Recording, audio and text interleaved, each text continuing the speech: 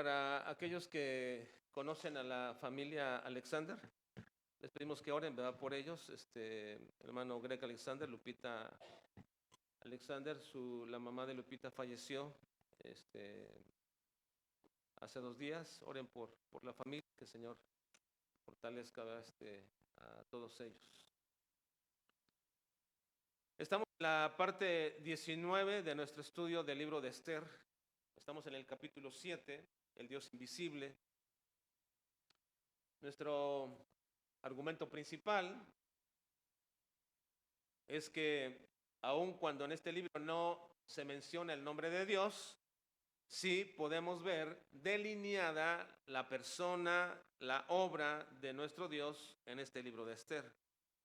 Y lo hemos estado escudriñando durante todas estas semanas, ya más de 5 meses, donde hemos escudriñado cómo es que Dios se manifiesta en aquel tiempo, pero lo sigue haciendo de la misma manera, porque Él sigue siendo el mismo. Hoy vamos a ver, hermanos, en el inicio del capítulo 7, el valor objetivo de la vida depende de la utilidad de ella. Miren, el valor objetivo que muchas personas le dan a la vida depende de la utilidad de esa vida. Pero el valor subjetivo, es decir, el que tú le das a tu propia vida, proviene de la relación que tienes con el Dios invisible. Ese es un principio que vamos a escudriñar en esta mañana. Hay 2 dimensiones de valor que la vida tiene. Incluso podríamos decir una tercera, pero me voy a centrar en 2. Uno es el valor objetivo de la vida, otro es el valor subjetivo de la vida. Y digo que incluso podrían ser 3, porque hay quienes no le dan ningún valor a la vida, y por eso hoy tenemos una situación tan difícil, ¿verdad?, en nuestro México y en muchas partes del mundo, donde la vida de las personas prácticamente no tiene valor para aquellos que por unos cuantos pesos van y le quitan la vida a alguien, o por simplemente un enojo o cualquier cosa le quitan la vida a una persona, a sus sueños, su familia, su relación. Todo se termina porque alguien simplemente no le dio valor a esa vida.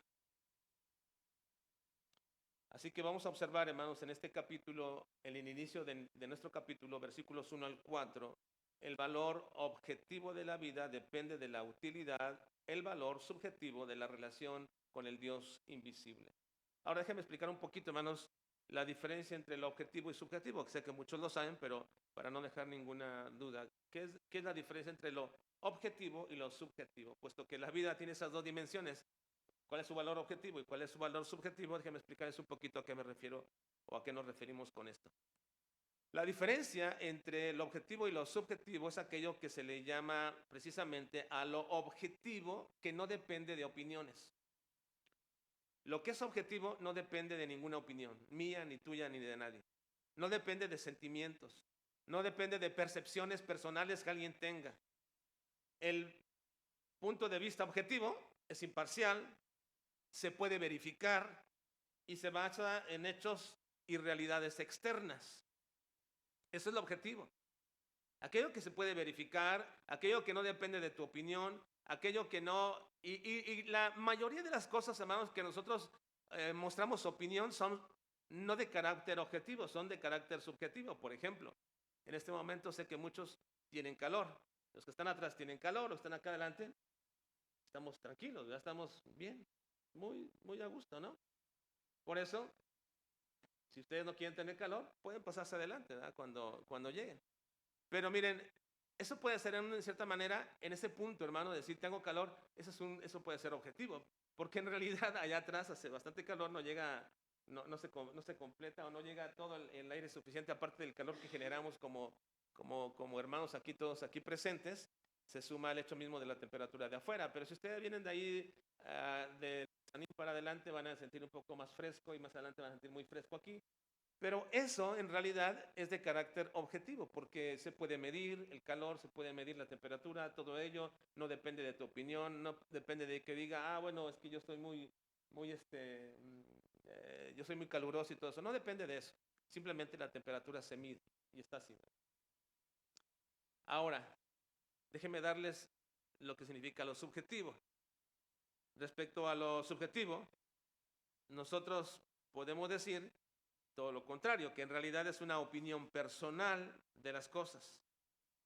Es una percepción que cada uno tiene desde su condición, desde su visión de las cosas.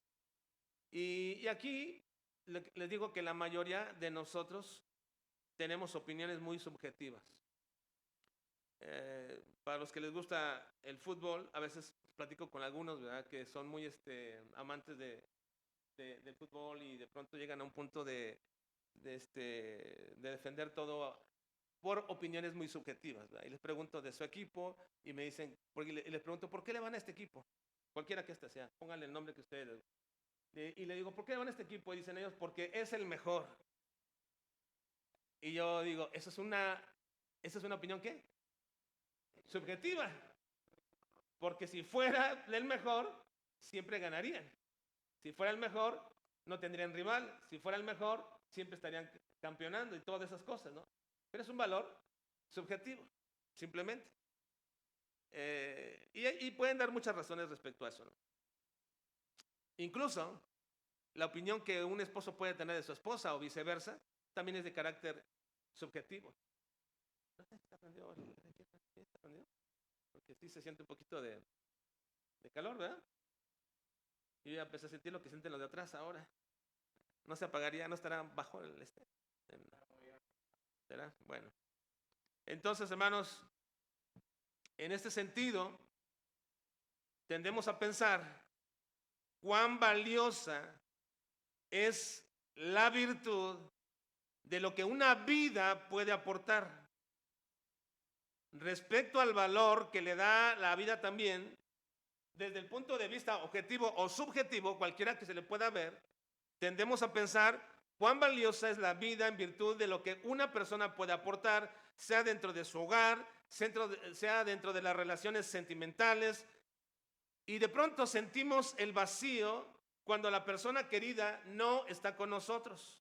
O también su valor está en función de los beneficios que aportaban sus habilidades, cualquiera que éstas fueran, y con la cual el hogar, la gente, el trabajo, la sociedad se beneficiaba de ellas.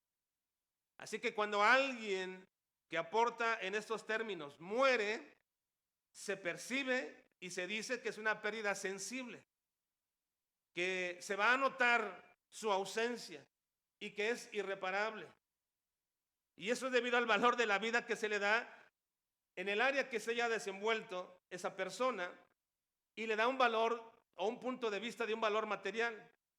Todas esas formas de categorizar el valor de una persona se ven bajo la perspectiva de objetividad y de pragmatismo.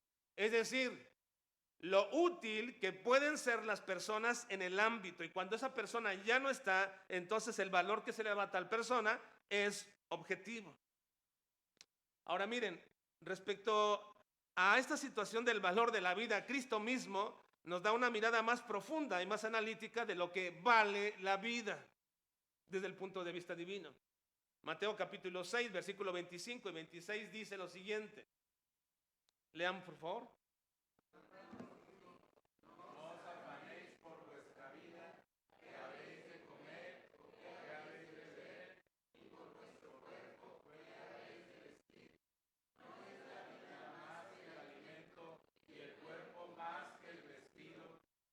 Mirad las aves del cielo, que no siembran, ni ciegan, ni recogen en graneros, y vuestro Padre Celestial las alimenta. Ahora pregunta, ¿no valéis vosotros mucho más que ellas?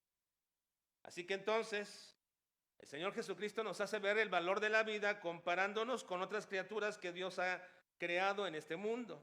Así que desde la perspectiva bíblica, el valor de la vida no depende de cómo nosotros nos sentimos o de lo que los demás lleguen a pensar acerca de nosotros, sino de lo que Dios ha declarado en su palabra respecto a la vida. El valor de la vida humana que le da Cristo contempla precisamente ese valor. Y ese valor no está en ti, no está en las personas, ese valor está precisamente en la obra que Dios ha hecho. El valor de la vida, dice el Señor, está basado en la creación. El ser humano fue creado a la imagen de Dios. La vida de una persona reside también su valor en la manera en que Dios le creó. El hombre fue creado a la imagen de Dios. Génesis 1, 26 y 27 nos dice respecto a este valor. Entonces dijo Dios, hagamos al hombre a nuestra imagen, conforme a nuestra semejanza, y señoree en los peces del mar, en las aves de los cielos, en las bestias de toda la tierra, y en todo animal que se arrastra sobre toda la tierra. Y creó Dios al hombre a su imagen, a imagen de Dios lo creó, varón y hembra lo creó. El valor tiene esa base de que es una creación de parte de Dios, pero también el valor de la vida está basado en el cuidado providencial que Dios tiene de su creación, es decir, de las personas que Él ha dado precisamente la vida. Jesús dice que el Padre cuida incluso a los pajarillos. Y si eso es así, ¿cuánto más entonces cuidará a los seres humanos que tienen un lugar especial dentro de la creación? Pero también el valor de la vida está basado en la redención, y ahí cobra un valor todavía mucho más especial. No solamente fuiste creado a la imagen de Dios, no solamente Dios está cuidándote como parte de su creación, sino que ahora también tienes una perspectiva todavía mucho más importante de tu vida cuando entiendes que Dios tiene un plan de redención en el cual ha echado a andar desde la eternidad para que llegara a ti el mensaje de salvación. El valor humano queda confirmado en el hecho de que Cristo dio su vida por todos nosotros. En Romanos capítulo 5, versículo 8 dice, mas Dios muestra su amor para con nosotros en que siendo aún pecadores, Cristo murió por nosotros. Este es un acto objetivo que demuestra cuánto valemos para Dios. Ahora he mencionado todo esto porque, en cierta manera, ese es el valor objetivo de la vida. Puede ser muy pragmático para algunos, pero también de un valor profundo para Dios. Y lo ha demostrado objetivamente.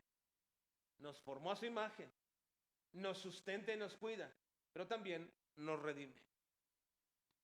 Ahora, mencionando esta parte del valor de la vida,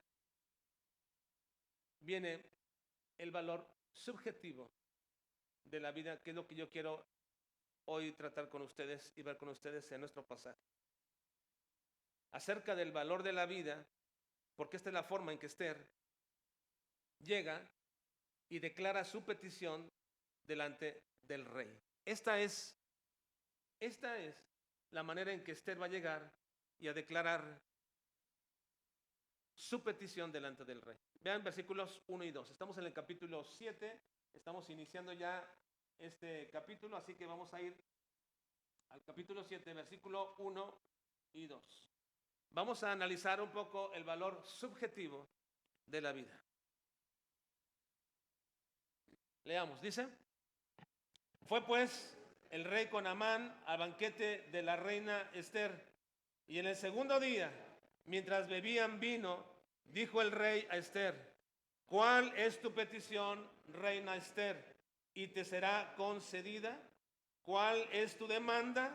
Aunque sea la mitad del reino, te será otorgada. La semana pasada nos quedamos que ahora al segundo banquete que había preparado Esther iba a ir Amán, pero Amán ya no iba a ir con aquella postura pletórica y llena de orgullo. Algo había sucedido entre el primer banquete y el segundo banquete. En el primer banquete él se sentía el más dichoso, el más grandioso. A nadie invitó Esther más que a mí, ninguno de sus príncipes. Al rey y a mí me invitó a su banquete. Pero ahora, en este segundo banquete, ya no va de la misma manera. Ya no se siente que él es la razón de todo. Y lo vimos la semana pasada. Ya no es el objeto del festejo de Esther. No. Ahora su estado de ánimo para ir al banquete ha cambiado. Va humillado por lo que le había acontecido durante la madrugada y la mañana del día anterior o de ese día. Recuerden que Amán tuvo que morderse los labios, tuvo que apechugar su orgullo cuando tomaba el cordel con el que jalaba el caballo del rey, y el que iba montado era Mardoqueo, su enemigo. al que quería matar. Y él iba proclamando y diciendo, así se hará al que el rey quiere honrar. Eso lo tenía terriblemente humillado. Quizás para este momento, hermanos, ya del banquete se le habría ido el hambre. Ya no estaba disfrutando de estar en este segundo banquete preparado por Esther, porque él presagiaba una terrible caída. Y aún hasta su propia esposa se lo había vaticinado. Le había dicho unos momentitos antes de irse al banquete, le dijo, si de la descendencia de los judíos es este Mardoqueo, delante de quien has comenzado a caer, ya te vimos caer. Y qué ironía, diríamos, esta mujer, de qué forma, un momento le dice, haz una horca para que muera Mardoqueo, y ahora le dice, no, ya te vimos caer delante de él, y si ya comenzaste a caer delante de él, no lo vas a vencer, porque si es de la descendencia judía, entonces caerás, por cierto, delante de él. Así que estando ahí, ya, están en el segundo banquete, están comiendo, están quizás con todos esos pensamientos y Amán con todo ese sentir en su corazón.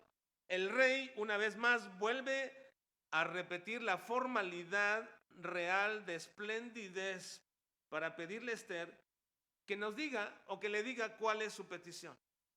Incluso le ofrece una vez más hasta la mitad del reino. Y ahora sí, Esther está lista para declarar cuál es su petición. Versículo 3. ¿Cuál es esa petición? Versículo 3. Leamos. Y dijo, la reina Esther respondió y dijo, oh rey, si he hallado gracia en tus ojos, y si al rey place, sea me dada mi vida por mi petición, y mi pueblo por mi demanda. Hasta ahí. Así que ahora Esther está lista para mencionar. Recuerden, hermanos, hasta ahora Esther había guardado silencio, estaba en secreto su identidad. Ella no había declarado que era judía. El rey y ni Amán sabían que Esther era judía. Pero ahora Esther está declarando su identidad y lo hace apropiándose de manera muy, muy sincera, muy especial de su identidad al pedirle al rey dos cosas. Primero, que le conceda la vida, es decir, que ella no muera. Y segundo, que junto con ella también le conceda la vida de su pueblo. Eso, cuando lo escucha el rey, debió haber sido una sorpresa para el rey. ¿Quién está atentando contra la vida de su esposa? ¿Quién atenta contra la vida de la reina? ¿Quién está poniendo en peligro la vida de su esposa amada?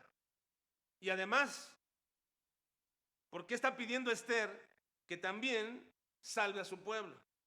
Esas preguntas debieron retumbar en la cabeza del rey Asuero cuando escucha esto, sorprenderlo, y también en la del mismo Amán, quien no se imaginaba lo que ahora seguía en toda esta trama de la historia. Entonces, Esther usa de astucia al hablar, dando a interponer en primer lugar su vida, que está corriendo peligro, y luego con ella también la de su pueblo. Su petición entonces delante del rey es, sálvame de la muerte y también a mi pueblo. Pero luego añade lo siguiente, vean, versículo 4. Versículo 4, ¿qué dice?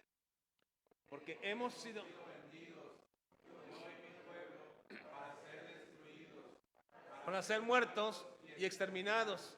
Si para siervos y siervas fuéramos vendidos, me callaría, pero nuestra muerte sería para el rey un daño irreparable. Así que Esther, después de declararle al rey que ella está en peligro, su vida y también la de su pueblo, le explica cuál es la razón. Hemos sido vendidos. Hemos sido vendidos. Esther usa una palabra quizás muy común, pero para este momento diría, bueno, ¿cómo es que mi reina, diría el rey, cómo es que mi reina y su pueblo han sido vendidos? Bueno, esta palabra que utiliza Esther la utilizó de manera tan especial para que el rey entendiera realmente de qué se está refiriendo. La palabra aquí, vendidos, es la palabra macar, y es una palabra que aquí traducimos como vender, pero en realidad es una palabra que se usa dentro de la mercadería. Es decir, la palabra que se usa para ofrecer. ¿Cuántos de ustedes quizás han ido al mercado, algunos mercados, en alguna parte, y cuando usted va a algún mercado, rápidamente apenas comienza a pasar por el pasillo y toda la gente se le acerca para ofrecerle mercancía, ¿verdad? Todo el mundo, y viene y lo agobian con tanto, y aquí estoy, y le comienzan a ofertar. Esa es la palabra que utiliza Esther. Hemos sido vendidos. Esa palabra le está dando al rey un entendimiento de que Esther y la vida de su pueblo fueron objeto de fraude, de chantaje y de una acción premeditada con dolo. Y luego aparte Esther hace un énfasis en la atrocidad que alguien ha planeado respecto a eso de venderlos, y lo hace con la diversidad de redundancias de expresiones que menciona aquí. Hemos sido vendidos para ser destruidos, para ser muertos y para ser exterminados. Y con esto pone de manifiesto la profundidad de las emociones en que se encuentra Esther. Y con ello quiere Esther también despertar los sentimientos semejantes que hay en el corazón del rey. Y añade que para ella no sería ningún problema si ese plan que alguien urdió contra ellos para venderlos, lo vendiera para ser esclavos. Dice, si fuera para ser esclavos, yo no hablaría. Dejaría que todo transcurriera. Pero no fue así.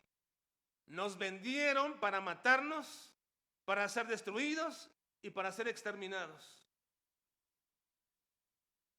Entonces, le añade todavía Esther a esto una expresión más. Mira, continúa, pone el texto, por favor, que estamos ahorita, versículo 4.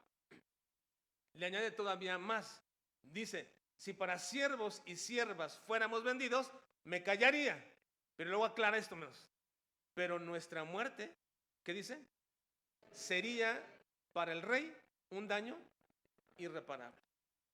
Y es aquí donde Esther usa el argumento del valor de la vida de ella y de su pueblo. Es aquí donde se manifiesta y le quiere dar a entender al rey lo que es el valor de la vida de ella y de su pueblo. Si morimos como pueblo, será una pérdida para ti. Va a ser una pérdida irreparable para ti. Ahora, recuerden ustedes, hermanos, que cuando Dios sacó a Israel de Egipto, el faraón no quería dejarlos ir. Ahora, no porque quisiera tanto al pueblo, no los quería tanto, no quiero que se vayan, los voy a extrañar y no puedo estar sin ustedes. No, de ninguna manera. El faraón no quería dejar al pueblo, ¿por qué? Porque era la mano de obra, era la fuerza laboral de Egipto. Muchas ciudades y pirámides las habían construido los judíos. Esas ciudades de almacenaje eran construidas por los judíos y era una fuerza laboral gratis que había encumbrado a Egipto de manera inigualable, que lo había hecho el país poderoso que era en su momento. Era una mano de obra gratis prácticamente. Así que Faraón no los quería dejar ir porque representaba a Israel para ellos una pérdida muy grande. Y aquí le está diciendo también Esther, si nosotros dejamos a morir, será una pérdida para ti. Así que quizás Esther está utilizando o aludiendo a la utilidad de la mano de obra y de todo el beneficio que pudiera proporcionar los judíos al imperio medo-persa.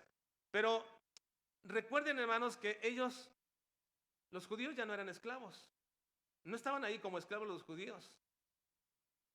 Se había emitido una orden de liberación de muchos años atrás por el rey Ciro de Persia.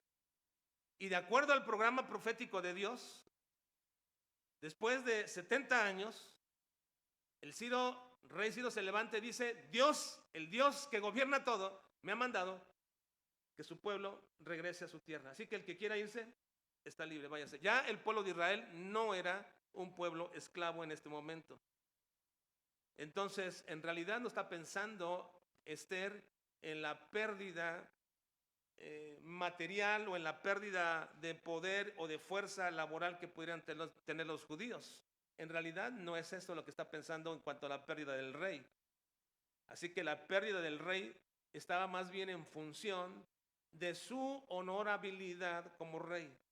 Porque el rey no podría exterminar a un pueblo que ya había sido liberado y que además ese pueblo era de grande relevancia dentro de la historia corta del imperio medo-persa y de la Gran Babilonia. Recuerden ustedes, y eso está perfectamente clarificado en la historia, grandes líderes y personajes prominentes que venían de este pueblo judío habían sido muy aportadores y habían ayudado bastante a este imperio.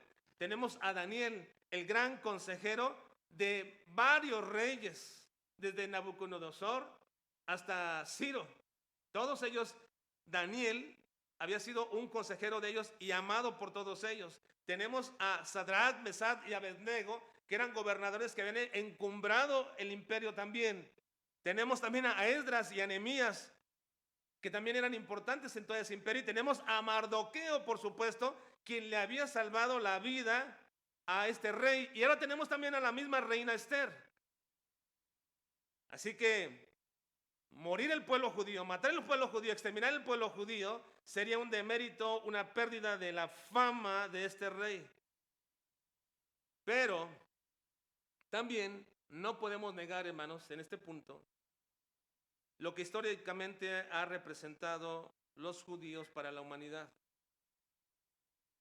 Sé que nos pueden acusar de sionistas o de ser projudíos, pero hermanos, nadie puede negar lo que históricamente ha representado el pueblo judío para el mundo en todas las áreas del saber humano. Todas las naciones se han servido de ellos. Y tenemos también que decirlo, que ellos se han servido también de todas las demás naciones. Pero su influencia, hermanos, en el arte, en las ciencias y en las humanidades ha sido muy amplia. Así que el exterminio de Israel en aquel tiempo hubiera sido una pérdida irreparable, no solamente para el rey, sino también para la humanidad. Pero no es todo. No es todo, hermanos. Porque este pueblo ha sido el objeto de exterminio en muchas épocas de la historia. Y esos intentos siempre han fracasado. Porque ellos formaban parte del plan de Dios para traer el cumplimiento de la promesa de un redentor. Y eso, hermanos, es el testimonio inobjetable de que un Dios invisible controla y gobierna todo. El pueblo nunca fue exterminado, porque el plan de Dios era traer a través del pueblo al Redentor, a Jesucristo. Y nunca pudieron hacerlo. ¿Por qué? Basta, hermanos, ver no solamente la Biblia, sino la historia misma. Cómo intentaron matar, cómo intentaron exterminar al pueblo de Israel y nunca pudieron, porque había quien los protegía. Dios está bajo control de todo. Y ese sería un valor, diríamos, muy especial del pueblo de Israel. Ahora, creo propicio, hermanos, explicar algo aquí que ya he explicado anteriormente y que me ha ahondado un poquito más en esto en nuestra clase de Apocalipsis de la escuela formativa, pero lo quiero hacer también aquí a todos ustedes porque sé que, hermanos, hoy con todo lo que está sucediendo en el Medio Oriente, con todas esas guerras, todas esas situaciones que están pasando, hermanos, mucha gente se pregunta o nos pregunta respecto a todo esto y qué es lo que está sucediendo, pero quiero explicarlo y ahondar un poquito, no ahondar tanto, simplemente nada más aclarar un poquito respecto a este asunto del pueblo de Israel en el tiempo actual. Porque me parece, hermanos, que aunque pudiera estar de más en este tema, tengo que aclararlo porque ha surgido, hermanos, en los últimos 50 años una tendencia dentro de las iglesias evangélicas a inclinarse por una perspectiva sionista cristiana. Es decir, que ven al pueblo de Israel como una conexión escatológica y redentora también de la iglesia. Y en esa relación, entonces, ven que lo que le pasa a Israel es una conexión directa con las promesas, las profecías que la iglesia está esperando. Creen en esa tendencia que el cumplimiento de las profecías de la venida de Cristo están directamente e inseparablemente unidas con lo que le está pasando a Israel. Y de ahí proviene, hermanos, todo ese boom que viene hoy actualmente de muchas iglesias, de muchos escatólogos, de muchos conferencistas en ese sentido, para despertar un interés respecto a lo que le pasa a Israel y decir y poner fechas y decir ya estamos cercanos y ya viene Jesucristo, y comienzan a poder, hermanos, encender o encienden las redes con todo esto diciendo ya como mañana es la guerra, pasado mañana viene Cristo, cosas como estas, ¿verdad? Comienzan a mover todo este asunto, hermanos, pero es importante, hermanos, que podamos entender algunas cosas. Se olvidan de dos cosas muy importantes quienes piensan así. Es lo que llamamos en nuestro estudio de Apocalipsis, los que están traduciendo las situaciones de Israel y pasándolas a la profecía, están interpretando escatológicamente con una, o más bien están interpretando las profecías con una escatología de periódico, simple y sencillamente. Quieren ver lo que acontece y apropiarlo a lo que la Escritura dice. Y luego ponen fechas, ponen momentos y cosas, y después se equivocan y dicen, bueno, es que no era así, era de esta manera, y comienzan a hacer un montón de cosas. Tenemos más de 50 años que gente pone todas esas cosas en relevancia. Pero hay algo, hermanos, que es importante entender, y que quienes piensan de esta manera se olvidan de dos cosas. Primero, y lo hemos explicado, las promesas de redención. Las promesas de redención y restauración de Israel no es para todo Israel, sino para los verdaderos israelitas, para un remanente. No es para un pueblo que niega a Dios y a Jesucristo. Esas promesas no son para ellos. El pueblo que hoy se llama Israel y que habita en aquella región, hermanos, en su gran mayoría son ateos, son agnósticos y son anticristianos. ¿Ustedes creen que ellos son el cumplimiento de la promesa de Dios?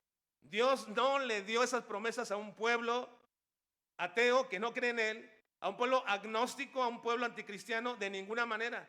Las promesas de restauración son para el linaje verdadero de Abraham y el padre de la fe. En Gálatas capítulo 3, versículo 26 y 29 dice: pues todos sois hijos de Dios por la fe en Cristo Jesús, porque todos los que habéis sido bautizados en Cristo, de Cristo estáis revestidos. Ya no hay judío ni griego, no hay esclavo ni libre, no hay varón ni mujer, porque todos vosotros sois uno en Cristo Jesús. Y si vosotros sois de Cristo, ¿qué dice? Ciertamente linaje de Abraham sois, y herederos según la promesa. Así que Dios derribó la pared intermedia entre judíos y gentiles para hacer un solo pueblo, que es su iglesia.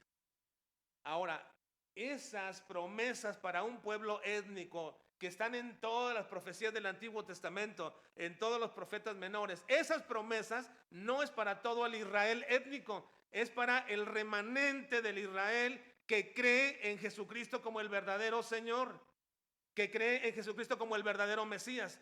Para ellos son esas promesas. Porque si están en Cristo, entonces hay promesas. No importa si estás en el pueblo, pero si estás en Cristo, hay promesas. Si el pueblo judío, si un grupo judío cree en Jesucristo y cree verdaderamente en Él, para Él son las promesas. No es para todo el pueblo, para los que están en Cristo. ¿Y cuál es la razón? Porque precisamente las promesas no le fueron dadas al pueblo, le fueron dadas a Cristo. Él es la simiente de Abraham. A Él le fueron dadas las promesas. Y el que está en Cristo recibe esas promesas. Miren Gálatas capítulo 3, versículo 16 dice: ahora bien, a Abraham fueron hechas las promesas y a su simiente. No dice y a las simientes, como si hablase de muchos, sino como de uno, y a tu simiente, la cual es Cristo. ¿Cuál era el fin de las promesas dadas a Abraham? Cristo. Así que todas las promesas de superioridad, redención, hegemonía que Dios está hablando en el Antiguo Testamento para el pueblo de Israel fueron y se concretan en Cristo.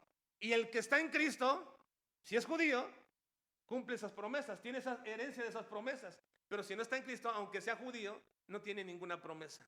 El pueblo que hoy día está, hermanos, y que muchos lo toman como el inicio escatológico de la última era en la cual Cristo va a venir, y que a partir de esa época en la cual se creó como nación, entonces a partir de ese momento ya estamos en los últimos tiempos. Ese pueblo, hermanos, no es el receptor de esas promesas, porque ese pueblo es ateo, no cree en el Señor. Ese pueblo es agnóstico, es anticristiano. ¿Cómo puede ser receptor de las promesas de Cristo? No lo es, de ninguna manera. Por eso dice que no todos los que descienden de Abraham son realmente israelitas. No lo son. Ahora, con esto, hermanos, no quiero decir entonces que, bueno, entonces ya dejamos de orar por Israel. No, oremos por la conversión de Israel.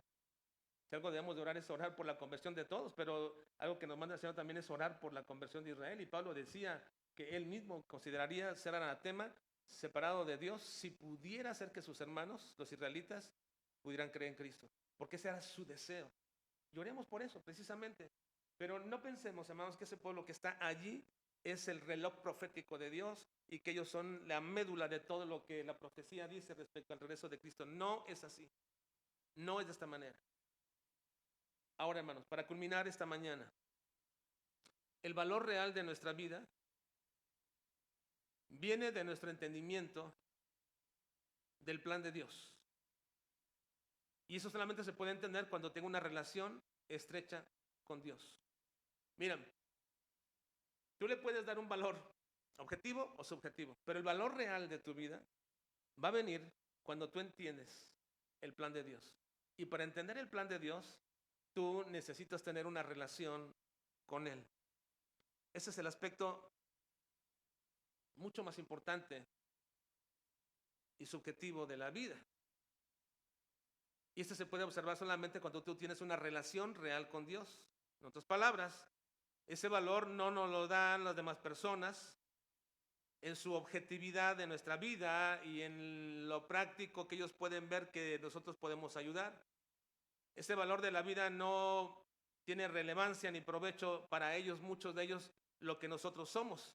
Por eso nos dicen que perdemos el tiempo viniendo los domingos a la iglesia, o que estamos cegados con estas cosas, o que hagamos o que nos dediquemos a algo de más valor. Ese valor real está en medio y está medido no solamente por nosotros y no radica solamente en nuestra subjetividad, está delineado por la palabra de Dios. Y cuando yo entiendo el plan de Dios y que mi vida está bajo ese plan y que mi vida camina bajo esos propósitos, entonces mi vida comienza a tomar un aprecio mucho mayor. Pero no por lo que soy, de ninguna manera, sino por lo que Él quiere que sea. No tiene valor por lo que tengo, sino por lo que Él quiere darme. Y mi vida no tiene valor por donde estoy, sino en donde Él quiere ponerme. Y por eso el valor de nuestra vida radica en el plan que Dios tiene. Y es de suma importancia que tú lo puedas comenzar a vislumbrar. Todo depende de Él. Lo que somos, lo que tenemos, dónde estamos y hacia dónde vamos. Gracias a nuestro Señor, Dios soberano. Porque si algo de valor tiene en nuestra vida, es el valor que Él mismo le ha dado. Y a Él sea la gloria siempre. Amén. Oremos.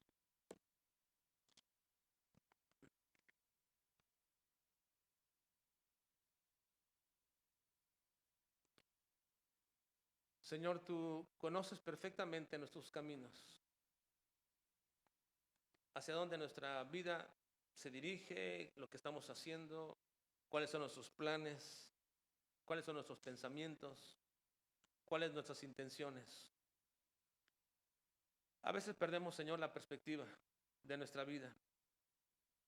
A veces nuestra vida se vuelve tan cotidiana, Señor, y tan común, que perdemos de vista que somos parte de tu plan.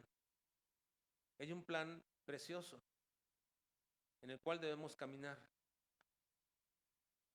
A veces simplemente disfrutamos de los placeres de esta vida que tú nos has permitido poder llevar, Señor. Tener una familia, tener hijos, tener bienes económicos. Y pensamos que es todo. Perdónanos, Dios, porque hemos perdido de vista el valor real de nuestra vida.